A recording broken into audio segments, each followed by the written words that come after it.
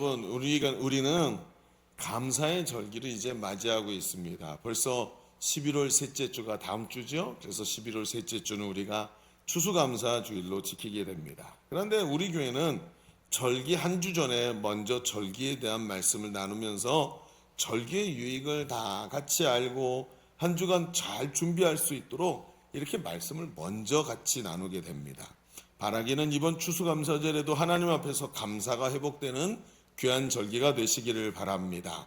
그런데 추수감사절이라고 말하면 어떤 분들은 그것이 성경의 3대 절기와는 좀 거리가 있다, 이렇게 말씀하시는 분들이 있어요. 그래서 미국의 청교도들이 초수학을 얻고 하나님께 감사의 예배를 드린 것에서 출발하기 때문에 성경적 근거가 부족하다고 말씀하는 분들도 더러 있는 것을 봅니다. 그러나 그것은 하나만 알고 둘은 모르고 있는 것입니다.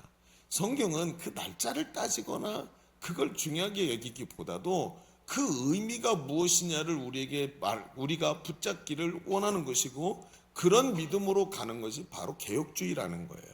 우리가 다음 주에 성찬 예식을 하게 되는데, 성찬 예식에서 떡과 포도주가 예수님의 살과 피입니까? 아니면 살과 피를 기념하는 것입니까? 기념하는 겁니다. 그것이 내 안에 살아있어야지, 이게 살과 피냐 이게 중요한 게 아닌 겁니다. 내 안에 살아있느냐가 중요한 거지. 그래서 추수감사절도 그런 의미로 보셔야 되는 거죠. 여러분, 절기는 말입니다, 기본적으로 매해 같은 날에 같은 행동 또는 같은 의식을 반복하면서 그 의식이 보여주고 있는 어떤 의미를 반복해내면서 그것을 잊지 않고 대색 있게 만들어 놓은 것입니다. 물론 추수감사절도 그 중에 하나입니다. 그렇다면 도대체 추수감사절은 뭘 반복해야 될까요? 목사님 말한 대로 미국의 그 청교도들의 전통에 의하면 칠면조를 먹어야 되는데 우린 칠면조 안 먹잖아요. 삼계탕이라도 먹어야 되나요? 도대체 뭘 반복해야 되느냐 말이죠. 우리가 이런 부분들이 약하면 이 감사의 의미를 자꾸 놓치게 되는 겁니다. 그래서 우리가 이 추수감사절을 통해 어떤 의미를 회복하고 하나님께서 어떤 의미를 잊지 않기를 바라시는 것일까, 여기다가 초점을 두고 이 절기를 보아야 되는 겁니다. 오늘도 절기의 의미를 새롭게 발견하고 절기를 통해서 하나님의 은혜를 깊이 누리는 시간 되시기를 바랍니다. 그래서 오늘 우리는 이 말씀의 주제를 감사로 잡고, 감사와 깊은 관계가 있는 시간이라는 것을 중심으로 이제 오늘 말씀을 펼쳐가 보려고 해요. 감사와 시간이 무슨 의미죠? 조금 말씀을 듣다 보면 이해가 되시리라 생각합니다. 그래서 오늘 첫째는 과거에 대한 감사를 말하고, 둘째는 미래에 대한 감사를 이야기하면서 오늘 이야기를 좀 같이 펼쳐가 보려고 합니다. 자, 주보를 펴보시면 주보 3면에 오늘 말씀의 제목이 뭐라고요? 감사의 기념비라고 써놓고 우리 이제 써봅시다. 거기 첫째 괄호에다가 과거를 보며 감사 써보십시오. 과거를 보며 감사. 그러면서 그 밑에 우리는 먼저 기념비를 세우게 하시는 이유를 알아야 한다라고 써보십시다. 우리는 먼저 기념비를 세우게 하시는 이유를 알아야 합니다. 과거를 보며 감사, 우리는 먼저 기념비를 세우게 하시는 이유를 알아야 한다 하는 얘기를 오늘 좀 펼쳐가 보시죠. 자, 아직도 오늘은 부흥회 끝났습니다. 부흥회 기분으로 이렇게 들으시면 안 되고, 오늘 부흥 강사님은 쓰지 마세요 막 이랬지만 저는 쓰세요 이렇게 얘기한다는 걸 기억하시면서 말씀을 들으시면 되겠습니다. 자, 오늘 우리에게 주신 말씀은 지난주에 주간에 있는 큐티 중에 있는 말씀으로 함께 우리가 묵상하고 큐티하신 여호수아서의 말씀입니다. 하나님은 여호수아에게 요단강을 건너라는 역사적인 명령을 하시지요. 이스라엘 백성은 제사장이 어깨에 맨 언약궤가 앞장서서 가면서 그 언약궤를 따라서 요단강에 가죠. 제사장들이 요단강에 발을 딱 담그니까, 언약궤를 어깨에 메고 담그니까 갑자기 그 요단강이 넘치는 시기였는데, 물이 콱콱 넘치게 꽉 찬 그 요단강이, 우리말로 하면 한강 고수부지까지 꽉 물이 차 있는 그 상태라는 거죠. 그런데 제사장들이 발을 딱 담그니까 갑자기 물이 떡 멈추기 시작하더니 저쪽에 벽이 돼서 물이 쌓이는 거예요, 댐처럼. 그렇게 되면서 물이 떡 끊어지는 거죠. 그래서 요단강 안에 복개는 서 있고, 제사장들이 서 있는 동안에 백성들이 쭉 지나서 건너가게 됩니다. 마른 땅처럼 건너지요. 드디어 하나님께서 아브라함에게 말씀하셨던 그 땅에 다시 돌아오게 된 아주 역사적 순간인 것입니다. 수백 년에 걸친 하나님의 약속이 성취된 겁니다. 얼마나 감격스러운 일입니까? 자, 그런데 하나님은 강을 건너온 이스라엘 백성에게 이상한 명령을 하나 하십니다. 뭘까요? 백성들이 아직도 이제 막 다 건너고 아직 제사장들이 그 법궤를 메고 강 안에 있을 때 돌아가서 각 지파에서 한 사람씩 뽑아서 그 한 사람씩 다 제사장들이 선 자리로 가서 그 궤를 메고 선 제사장들의 그 발밑에서 돌을 택해서 가져오게 합니다. 돌 하나를 가져오게 하는데 이렇게 들고 오는 게 아니라 어깨에 메고 오라 하셨으니 아마 작은 돌은 아니었을 겁니다. 큰 돌덩어리들을 하나씩 들고 나오라는 거예요. 그리고 그 돌들을 한 곳에 모아두게 하십니다. 그렇죠. 돌들이라고 말했고 돌들을 모은다는 말은 없지만 돌들을 거기다가 둔다는 말은 일종의 그 돌들을 가지고 탑을 쌓았다라고 생각이 무더기를 만든 것이죠. 그런데 중요한 것은 이게 탑이냐 무더기냐 이런 게 아니라 왜 이렇게 하셨느냐가 중요한 것이죠. 오늘 성경에 그 이야기를 합니다. 6절과 7절 한번 읽어볼까요? 자, 같이 아까는 막 그냥 읽었지만 이제 정신을 차리고 부흥회가 아니니까 정신을 차리고 읽어야 합니다. 자, 읽어봅시다. 시작. 이것이 너희 중에 표징이 되리라. 후일에 너희 자손들이 물어 이르되 이 돌들은 무슨 뜻이냐 하거든 그들에게 이르기를 요단물이 여호와의 언약궤 앞에서 끊어졌나니 곧 언약궤가 요단강을 건널 때 요단물이 끊어졌으므로 이 돌들이 이스라엘 자손에게 영원한 기념비 되리라 하니라. 아멘. 영원히 기념이 되리라 하라 하니라. 이런 말이 꼬입니다. 자꾸. 자, 그런데 오늘 말씀을 보니까 그렇습니다. 여러분, 여기 하나님께서 돌들을 모아두게 하신 이유가 나타나 있죠. 그것은 바로 기념비를 세우는 목적이었다는 거예요. 즉 요단을 건너게 하신 하나님의 은혜를 잊지 않게 한다는 것이죠. 여러분, 가끔 여행을 하다 보면 어떤 유적지나 어떤 기념관이나 그냥 기념비 같은 것을 볼 때가 있죠. 사람들은 보통 그걸 지나가면서 뭐 한자로 이렇게 써 있는 걸 보고 뭐 그런가 보다 하고 이렇게 지나가죠. 보통 많은 돈을 들여서 왜 이렇게 넓은 땅에다가 뭐 기념관 같은 걸 지어놓고 사람들은 오지 않아서 막 내부가 다 낡아 있고 이런 것들을 왜 지어놓지 하면서 생각할 때가 있습니다. 그런데 그건 기념관과 기념비의 의미를 잘 몰라서 그런 것입니다. 저희가 이제 목사 후보생 때나 이럴 때 보면 목사 후보생 교육을 합니다. 노예에서. 근데 후보생 교육을 할 때 저희 노예는 특징이 뭐냐면 여행을 가요. 그래서 여행을 가는구나. 선배 목사님들하고 친해지려고 여행을 가는구나. 그럼 가는데 뭘 멀리 가거나 그냥 강원도 가고 뭐 저 서산 같은 데 가고 그러는 거예요. 근데 가보면 뭐가 있습니까? 뭐 서산이나 이런 데 가면은 해수욕장 이런 데 가고 강화도 가면은 뭐 이렇게 저 강화도 유명한 게 뭐예요? 인삼 뭐 이런 거 그렇죠? 그런데 전혀 안 가요. 여행을 갔는데 아무것도 없는 데로 데려가는 거예요. 그래서 여기서 뭐 하나 그랬더니 거기에 아무도 찾지 않는 비석이 하나 있는 거예요. 비석이. 그리고 그 서산에 가잖아요. 첫 번째 성경 도래지가 있어요. 거기 가면 그 비석이 이렇게 세워져 있는데 비석이 보이지도 않아요. 여러분 나중에 보면 앞에 그물 같은 거 막 쌓아놓고 뒤에 어구들 이렇게 쌓아놓고 그 사이에 들어있었고 그걸 제끼고 봐야 돼요. 그래서 도대체 이걸 뭘 볼 게 있다고 왔나 하고 보면 그게 그래요? 뭐 희한한 소리를 저기 누가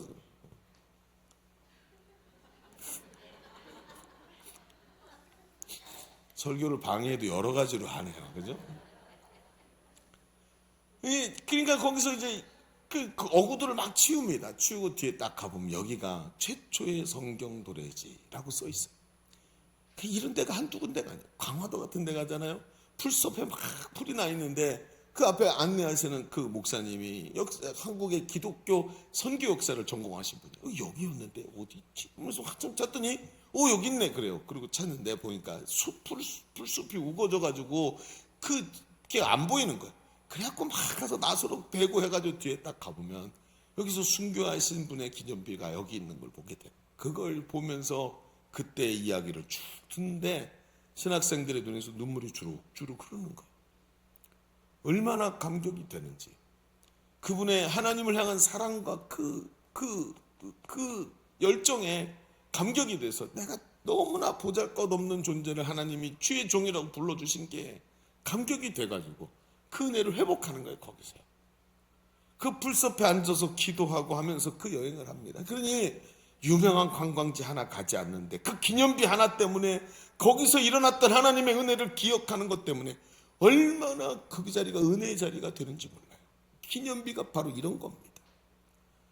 어느새 이 사건을 아는 사람은 하나도 없고 다 죽고 떠나갔지만, 그리고 그거 기념비조차 풀숲 속에 숨겨져 있지만 그걸 아는 사람들이 그것을 찾아내서 볼 때 그 속에 하나님의 사그러들지 않는, 절대 잊혀지지 않는 하늘의 기록들이 그 기념비에 남아있지 않습니까?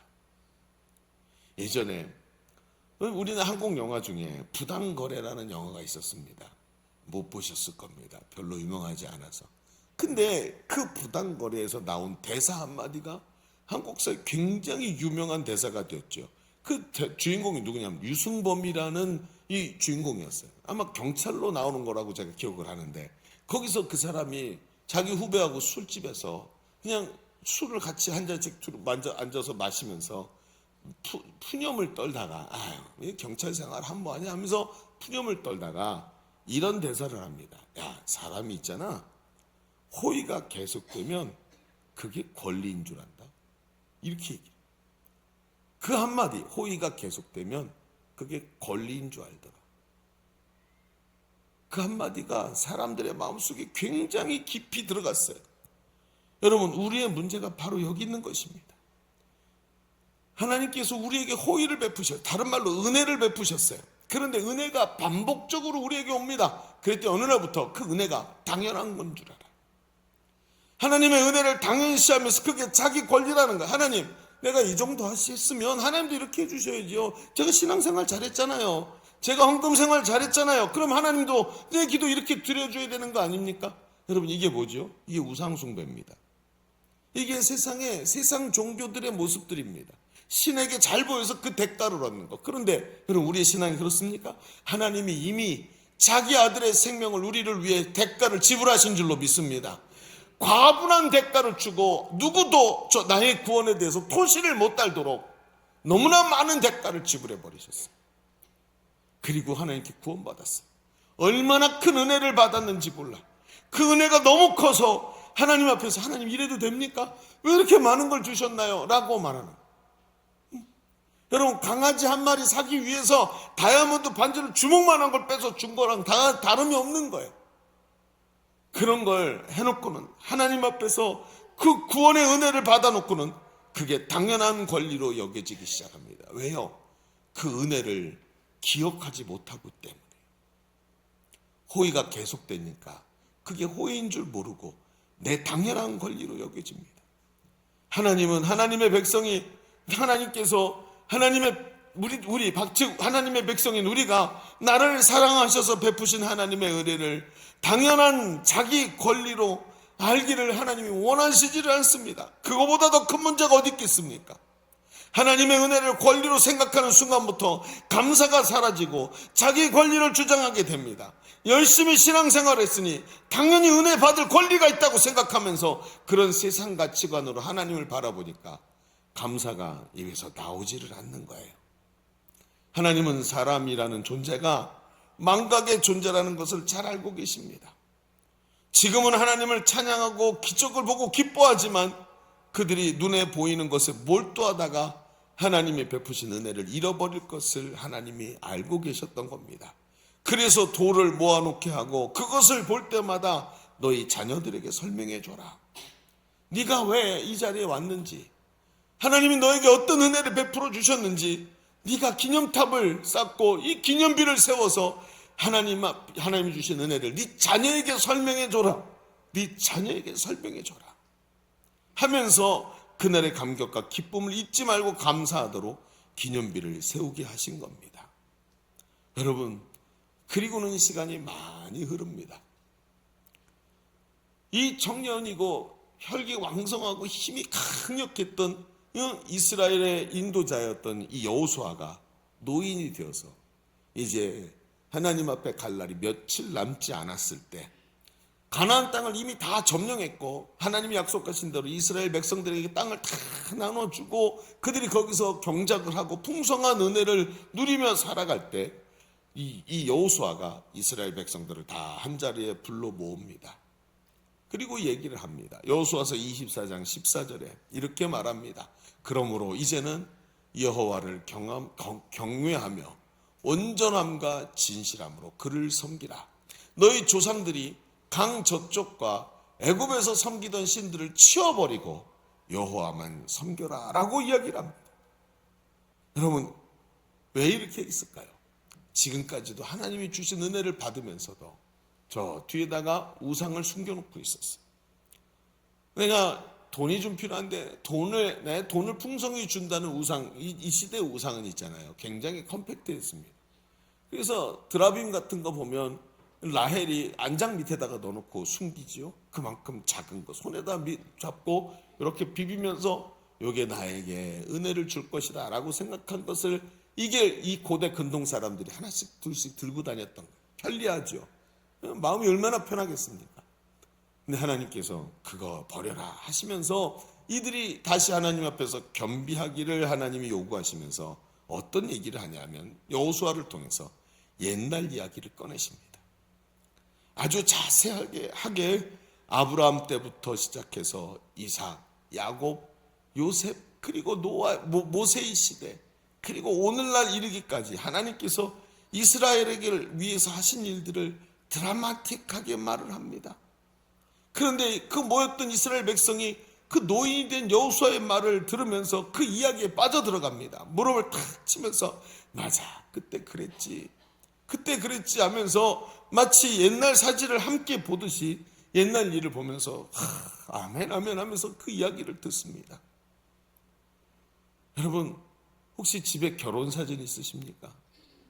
저희도 결혼한 지 25년쯤 되니까 결혼 사진을 보면 저게 저 같지가 않아요 이제는. 그렇죠? 완전히 다른 사람이 되어 있는 저를 봅니다. 그런데 그 사진을 볼 때마다 느낍니다. 아 이때 이랬지. 이때 참 꿈이 많았는데 결혼할 때 서로를 보면서 너무너무 사랑하고 지금도 물론 사랑합니다. 이 말 조심해야 되면. 지금도 물론 사랑하지만 너무너무 사랑하는 마음이 가득했고 용기가 있었고 힘이 있었는데 그 모습에 사진에 있는 나와 제 아내의 모습이 얼마나 아름다운지 그 모습이 너무 좋아서 넋을 놓고 사진을 들여다볼 때가 있었습니다. 하나님은 지금 마치 대하 드라마를 펼쳐 보여주시면서 그 기억이 살아나게 하시는 야곱과 요셉을 인도하셔서 애굽에서 피신하게 하면서 살리신 장면, 애굽의 군대를 피하게 하기 위해서 홍해를 가르시는 장면, 가나안 정복정정 매 순간순간마다 승리하게 하시던 장면들을 떠올리게 하시면서 하나님의 약속을 지키시고 말씀하신 대로 행하시는 하나님이라는 것을 확신하게 하십니다. 우리는 이걸 보고 뭐라고 말하는지 아십니까? 이걸 보고 서로 이 이야기를 나누는 걸 보고 간증이라고 다 말합니다. 간증은 사실은 법정적 용어입니다. 이게 간증이라는 말이 종교의 용어가 아니라 법정 용어예요. 증인이 자기가 경험한 걸 이야기하는 것, 사실대로 말하는 것을 간증이라고 하는 겁니다. 우리 교회 공동체가 함께 경험한 하나님의 은혜를 그대로 말하고 그대로 증언하는 것이 간증입니다. 여러 가지 사건과 여러 시간 속에 잊혀졌던 은혜를 다시 찾아내고 드러내고 말하고 다른 사람 입장에서 또 듣고 하면서 내가 잊어버리고 심지어 깨닫지 못했던 것까지 깊이 은혜를 다시 회복하게 만드는 게 간증입니다. 여러분 성경을 보면 성경에는 마귀를 거짓의 아비라고 말합니다. 심지어 어느 정도냐면 제 것으로 거짓말을 한대. 남의 말을 듣고 거짓말을 전달하는 게 아니라 자기 속에서 거짓말이 샘솟듯이 나오는 게 마귀라고 성경이 말합니다. 그 마귀는 지금도 성도들에게 거짓말을 합니다. 지난 시간 하나님의 은혜를 어둠 속에 묻어버리고 하나님께서 너를 위해 하신 일이 없다고 말을 합니다. 그래서 네가 그렇게 열심히 했는데 하나님이 네 기도 응답하지 않으셨지. 너 죄 지었잖아. 하나님이 네 기도를 듣지 않으셔. 성도를 두려움과 어려움, 염려로 끌고 들어가서 그 염려 때문에 두려워하다가 하나님을 의지하지 않고 감사가 사라지게 하고 하나님과 관계를 단절시키려고 하는 거짓말을 하는 존재가 바로 마귀라고 성경이 말을 합니다. 여러분, 그러나 간증은 그 음흉한, 우리를 하나님의 사랑에서부터 감사를 잃어버리고 떠나게 만들려고 하는 음흉한 사탄의 계략을 간증이 깨뜨려 버리는 줄로 믿습니다. 하나님의 은혜를 말하고 나누고 할수록 점점 마귀의 거짓말이 드러납니다. 하나님이 나에게 이렇게 말씀하셨지, 하나님이 나에게 이렇게 행하셨지 하면서 그 가짜뉴스가 드러나기 시작하고 더 이상 그 가짜뉴스에 속지 않는 나 자신을 보게 됩니다. 그래서 공동체의 나눔이 그렇게 중요한 겁니다. 나눔을 하고 공동체로 함께 모이면서 목장에서 나눔하고 서로의 은혜를 나누면서 악한 마귀의 거짓말이 깨져나가고 하나님의 역사를 찬양하면서 우리의 심령이 회복되는 줄로 믿습니다. 여러분, 우리 교회 가장 심장부가 뭐냐고 말한다면 저는 우리 교회 가장 심장부를 금요일날 있는 리더반과 금요철회라고 단호하게 말합니다. 거기가 우리 교회 영성의 심장부입니다. 그런데 그 금요일 날마다 리더반이라는 게 모이는데 그 리더반에 셀 리더들하고 행복 모임 리더들하고 다 모여서 그 주간에 있었던 하나님의 은혜를 나눕니다. 이게 뭐 형식도 있는 것도 아니고 그냥 또 마이크 돌리면 마이크 돌면서 쭉 나누고 하도 많이 나누니까 다들 말하고 싶어하고 시간이 너무 모자라니까 이제 아예 지정을 해서 나누게 하고 합니다. 그런데 거기서 나눔을 하면 마이크를 들고 막 되면 시작하는데 말을 하다 보면 그 말을 하면서 하나님이 주시는 은혜가 막 다 떠오르기 시작하죠. 막 나누는데 전도의 현장에서, 가정에서, 기도의 응답으로 하나님이 일하신 것을 간증하기 시작합니다. 그런데 그 간증의 내용을 보십시오. 하나님이 승리하시는 장면들이, 사람들의 굳은 마음이 열리고 질병이 떠나가고 가정이 변화되고 이런 내용들을 나누게 하시면서 모두들 용기를 얻기 시작합니다. 이번 주에도 우리 나눔을 하는데 별로 그렇게 나눔이 많지 않길래 제가 마이크를 한 바퀴 더 돌리면서 부흥회 때 받은 은혜를 나눠보세요. 그랬더니 난리가 났습니다. 막 콸콸콸콸 쏟아져 나오는데 얼마나 은혜를 많이 받았는지 제가 좀 짜증이 났어요. 주일날은 은혜도 못 받으면서 얼마나 은혜를 많이 받았는지 참 제가 너무너무 감사한 거예요.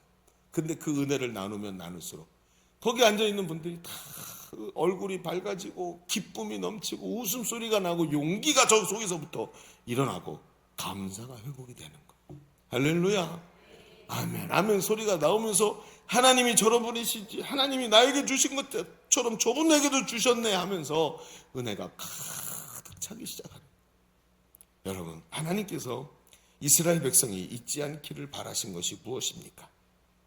하나님이 베푸신 은혜를 잊지 않는 것입니다. 하나님은 약속하신 대로 요단을 건너서 이 땅을 차지하게 하신 줄로 믿습니다.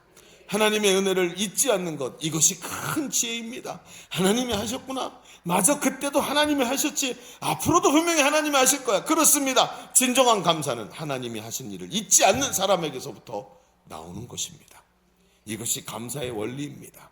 환경이 좋기 때문에, 기도가 응답됐기 때문에, 내가 원하는 것이 이루어졌기 때문에 그것이 아니라 언약을 지키시고 나와 약속하신 것을 이행하시는 하나님을 믿고 그 하나님이 하실 것을 알기 때문에 감사하는 것을 잊지 않는 것입니다. 미래는 알 수 없지만 전능하신 하나님은 알기에 우리는 하나님께 감사할 수 있는 줄로 믿습니다. 이번 추수감사주일도 이런 감사들이 가득 차기를 주의 이름으로 축원합니다. 자, 우리 첫 번째 얘기를 좀 정리해 보시죠. 우리는 지금까지 감사절에 대한 말씀을 나누면서 과거에 대한 감사를 이야기했습니다. 그러면서 기념비를 세우게 하시는 이유를 알아야 한다라는 얘기를 했습니다. 하나님께서 베푸신 은혜를 잃어버리는 우리는 감사의 기념비를 세우고 감사를 잊지 않기를 하나님이 원하시는 거예요. 하나님이 세우신 절기가 바로 이 추수감사절이 기념비가 되어야 할 줄로 믿습니다. 여러분은 그 기념비에 뭐라고 쓰시겠습니까? 오늘 추수감사절에 이 기념비에 여러분은 뭐라고 기록을 하시겠습니까? 그래서 한 주간 먼저 함께 말씀을 나누는 겁니다. 다음 주에는 그 기념비에 기록이 되어 있으시기를 바랍니다. 그 기념비를 세우는 거예요. 그렇다면 이제는 우리는 뭘 하면 될까요? 이제 과거에 대한 감사를 얘기했으니까 미래에 대한 감사를 좀 나눠봅시다. 미래에 대한 감사, 우리 두 번째도 이렇게 써볼까요? 둘째는 미래를 보며 감사 이렇게 써놓고, 이렇게 밑에는 이렇게 써보자. 기념비의 의미는 우리를 더 깊은 의미로 초대합니다. 기념비의 의미는 우리를 더 깊은 의미로 끌고 들어간다는 거예요. 더 깊은 의미로 초대합니다. 자, 얘기를 좀 펼쳐가 보겠습니다. 우리가 잊지 말아야 할 감사의 이유가 또 하나가 있는데 바로 이겁니다. 바로 이 요단강을 건너게 하시는 장면이 오늘 우리에게도 해당이 되더라는, 우리 속에도 일어나더라는 거예요. 여러분, 여호수아가 요단강을 건너 약속하신 가나안 땅에 들어가 그 가나안 땅을 차지하게 하시는 은혜는 오늘 이 땅에서만, 우리 눈앞에서만 일어나는 일이 아니라는 겁니다. 여러 가지 의미가 되는데, 자, 중요한 건 이겁니다. 오늘 구약에 보면 지금 우리가 본 게 여호수아 얘기죠. 다 아시는 분은 다 아시지만 여호수아는 히브리어로 예호수아라고 이제 말을 합니다. 예호수아. 그러니까 이 히브리어 발음이 우리가 쓰는 말하고 조금 다르죠. 그런데 신약 성경에는 이게 아람어로 쓰여졌어요. 신약 성경이. 그래서 우리 헬라어로 쓰여졌을 거라고 생각하지만 사실은 예수님은 아람어를 쓰셨고 쓰여지기는 헬라어로 쓰여졌죠. 그런데 이 헬라어 발음에서 예수님을 뭐라고 그러냐면 예슈아라고 표현을 합니다. 그러면 발음이 거의 비슷하죠. 히브리어와 헬라어의 차이를 넘어가면 거기 뭐가 되냐면 그게 두 개가 이름이 같은 이름이에요. 그래 전통적으로 오랜 이 전통적인 신학 계열에서 이 여호수아를 바로 예수님의 예표로 보는 견해들이 강력합니다. 그러니까 우리가 그걸 믿고 있다. 여러분 보십시오. 예수님을 예표하는 여호수아는 어린 시절부터 율법의 핵심이었던, 율법의 중심이었던 모세의 시종이었죠. 여러분 예수님을 보십시오. 동정녀 마리아를 통해서 이 땅에 오셔서 율법 아래에서 사셨습니다. 그리고 그분은 율법을 폐하신 분이 아니라 율법을 완성시키신 분인 줄로 믿습니다. 여호수아와 예수님이 같은 모양새예요. 그렇죠? 모세의 법을 따르고 순종했지만 여호수아는 이제 지도자가 돼서 이 백성을 약속의 땅으로 인도하는 대장이 되었습니다. 존재가 되었어요. 여러분 예수님 보십시오. 율법을 따르시는 분이었지만 율법을 완성하시고 그리고 예수 그리스도를 따르는 자마다 약속의 후사가 되어서 아브라함의 축복을 누리고 하나님 나라를 여러분 유산으로 물려받게 하신 줄로 믿습니다. 그게 바로 예수님 아니십니까? 그분이 바로 동일하게 하나님은 여호수아가 예표하는 예수 그리스도를 통해서 우리에게 약속하신 하나님 나라를 우리에게 주실 분이라는 거예요. 예수를 따라 요단강을 건너고 결국 저 영적 싸움에서 승리해서 하나님 나라에 들어가고 면류관 받아 하나님 나라의 상속자가 될 줄로 믿습니다. 누가? 예수님이. 그리고 누가? 예수 그리스도 안에 있는 우리가. 할렐루야. 이게 복음이 아닙니까? 우리가 받을 수 없는 것을 우리가 받아 누리게 해주신 분 예수님. 그래서 우리가 예수 그리스도 안에 있어야 되고 그분의 소유가 되어야 되니까 그분의 핏값으로 사신 바가 되어야 돼요. 그 핏값으로 나를 사셨구나. 그리고 나를 노예에서 해방시켜 주셨구나를 믿는 것. 그 핏값을 믿는 것. 그게 믿음이라는. 그 믿음으로 구원받게 하셔서 누구나 믿고 구원 얻게 하시는 은혜를 오늘 우리가 덧입었다는 거예요. 그리고 하나님 나라를 기업으로 즉 유산으로 물려받게 하셨다. 이 땅에서 예수 믿고 복을 누리다가 그게 다가 아니라 하나님 나라에서 누리게 될 복이 예수 그리스도 안에 있다는 것을 우리에게 보여주는 것입니다. 이것이 바로 미래를 보면서 하나님께 감사할 수 있는 이유예요. 이것이 우리가 진정한 감사를 올려드리게 되는 강력한 이유인 것입니다. 근데 여기서 우리가 한 가지를 빼먹어서는 안 되는 게 있는데 그게 바로 뭐냐면 바로 절기라는 말이에요. 하나님께서는 이스라엘에게 3대 절기를 주셨죠. 잘 알고 계실 겁니다. 그 절기가 맥추절이고 두 번째가 무교절이고 바로 유월절이라고 말하죠. 세 번째가 수장절입니다. 이스라엘은 추수의 시기가 굉장히 깁니다. 이 맥추절이라는 게 초실절 끝자락에 붙은 것인데 이 초실절의 첫 열매를 거두고 맥추절을 지나 유월절을 지나 수장절로 가게 돼 있어요. 근데 그 기간 동안에 첫째는 처음에는 이 적은 것을 수확하고 그 다음에 뭘 수확하고 그 다음에 뭘 수확하고 시기가 지나서 맨 마지막에 대추수의 시기가 옵니다. 그래서 모든 것을 한꺼번에 딱 거두어서 다 추수해서 창고에 저장하는 거예요. 그래서 추수해서 저장한 이후에 하나님께 추수의 감사를 올려드리는 게 수장절이에요. 그러니까 이게 추수감사절과 수장절의 의미가 같지요. 그런데 가만히 생각해 보세요. 이 초실절이라는 게 가만히 보면 이 땅에 들어와서 하나님이 아무것도 없던 우리 유랑하는 이 떠돌이 같은 우리에게 약속하신 땅을 주셔서 여기서 처음 열매를 거뒀어요. 이 열매가 얼마나 감사한지 첫 번째 열매를 하나님께 드리면서 하나님께 예물을 드리면서 감사의 절기로 지키는 거예요. 그런데 이 초실절은 어디를 보고 있죠? 아유, 없던 우리가 이렇게 와서 이렇게 얻었어. 참 이거라도 주셔서 너무 감사해. 과거를 보는 게 아니죠. 초실절은 어디를 봐요? 지금은 적지만 이 추수를 쭉 하면서 마지막에 어디를 바라보고 있어요? 수장절을 바라보고 있는 거예요. 그래서 초실절은 과거의 의미를 가지고 있지 않고 미래를 바라보게 돼 있어요. 여러분 가만히 생각해 보십시오. 이게 얼마나 큰 의미를 가지고 있는지. 우리의 믿음이 여기 초실절의 믿음이 바로 결국은 이 초실절을 지나서 어느 날 하나님께서 이 어마어마한 추수를 이루는 그날을 보게 하실 것이고 창고에 거둬드리고 우리가 하나님께 영광을 올려드릴 것이다 라고 하기 때문에 오늘의 작은 것에도 감사할 수 있는 거예요. 여러분 그날이 언제지요? 바로 이 초실절과 수장절은 우리 성도의 구원의 여정을 말하는 것입니다. 성경에 보면 예수님께서 이런 말씀을 합니다. 주인이여 원수가 지나가다가 밭에 가라지를 뿌려서 알곡과 가라지가 같이 자랍니다.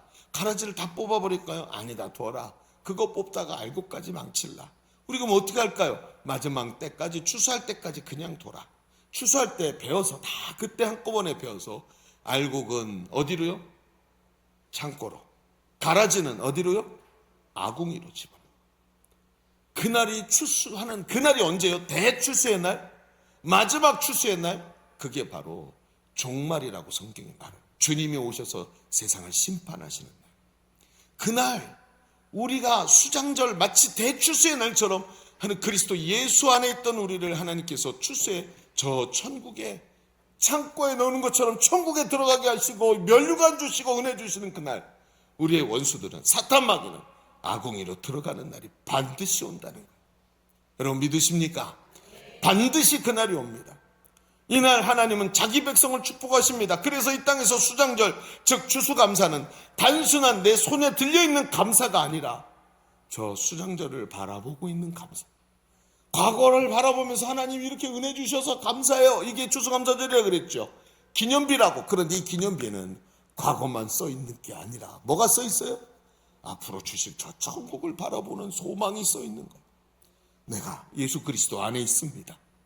주님이 그것을 주실 것을 알기에 내가 오늘도 내 손에 들린 것이 없다 할지라도 하나님 그 영광스러운 하나님 나라를 바라보며 유산으로 주실 그것을 보면서 그리스도 예수 안에서 내가 주님께 감사를 드리며 기념비를 세웁니다 하고 주님께 드릴 수 있는 것이 이 추수감사절의 진정한 감사인 거예요. 여러분은 어떠십니까? 여러분의 기념비에는 여러분 무엇을 쓰기를 원하십니까? 제가 어려서 저희 부모님이 목회를 하시면서 시골 교회를 막 다니셨어요. 시골에 옛날에 선교사들이 세우는 시골의 작은 예배당에 목회자가 없어서 비어있는 데가 많아서 한 목사님이 여러 예배를 인도하시고 이랬어요. 그래서 그 당시에 신학생들은 다 그 28,000 동네에 우물을 팔아 하셨던 그 김치선 박사님의 이야기처럼 사방 방방 곳곳으로 가는 게 비전이었어요. 우리도 그 비전이죠. 이제 우리는 세계로 나가는 거고.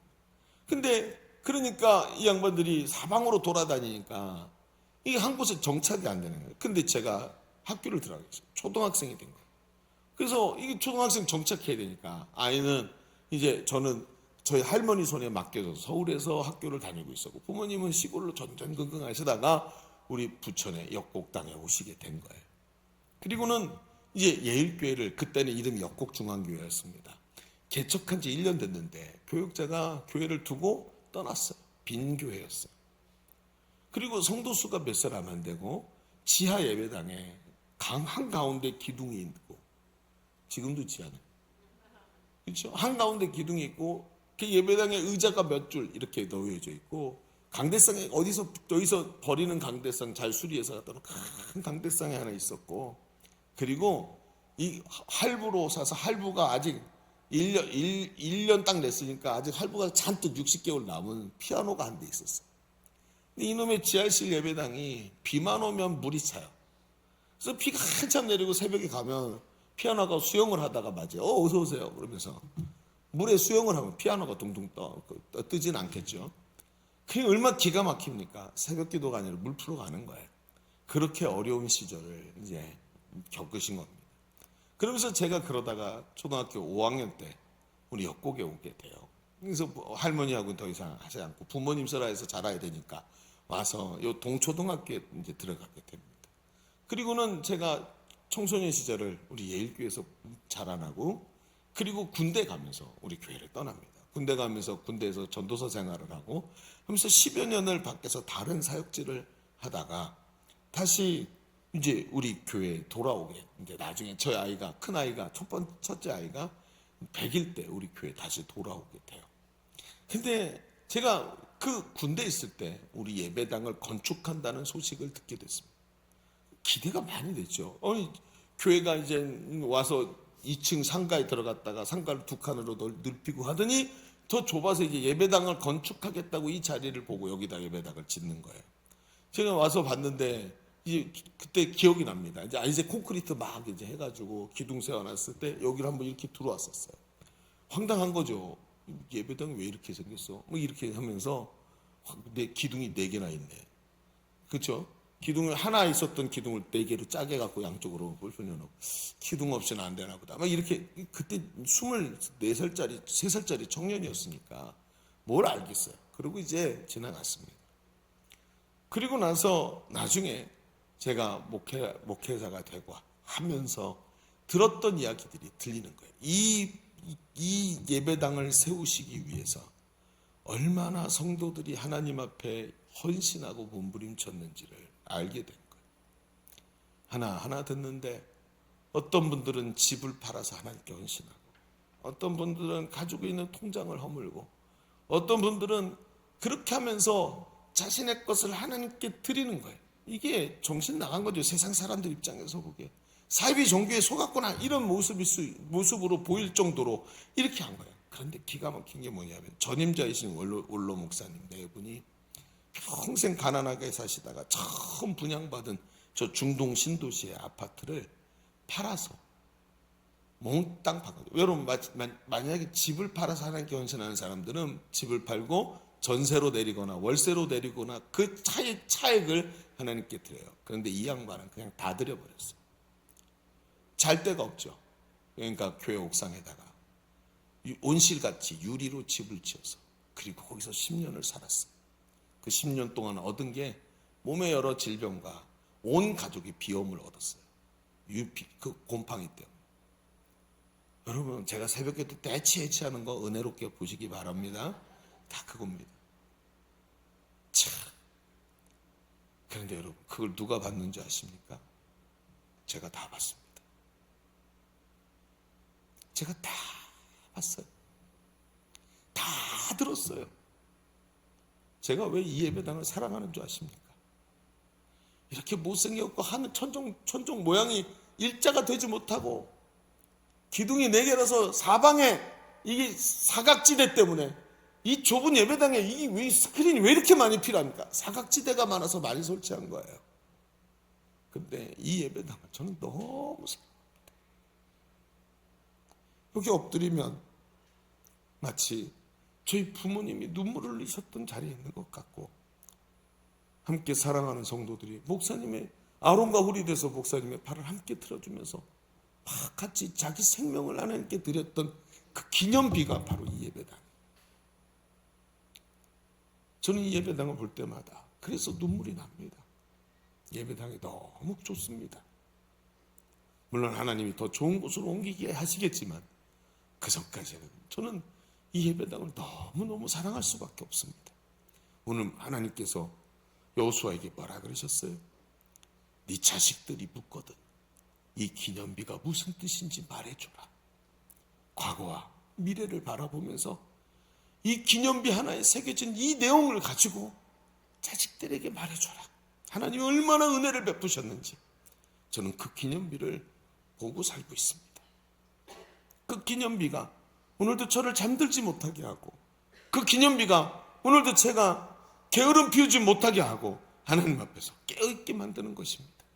여러분, 그 기념비를 세우시기 바랍니다. 자식들이 보도록 세우십시오.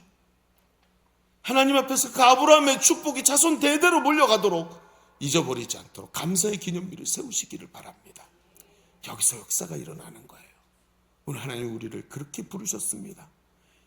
그 영원히 잊지 않는 그 하나님 앞에서의 자존감, 그게 그 기념비에 남아서 풀숲에 가려질지라도 없어지지 않는 그 뜨거운 능력의 역사가 그 기념비 속에서 나올 줄로 믿습니다.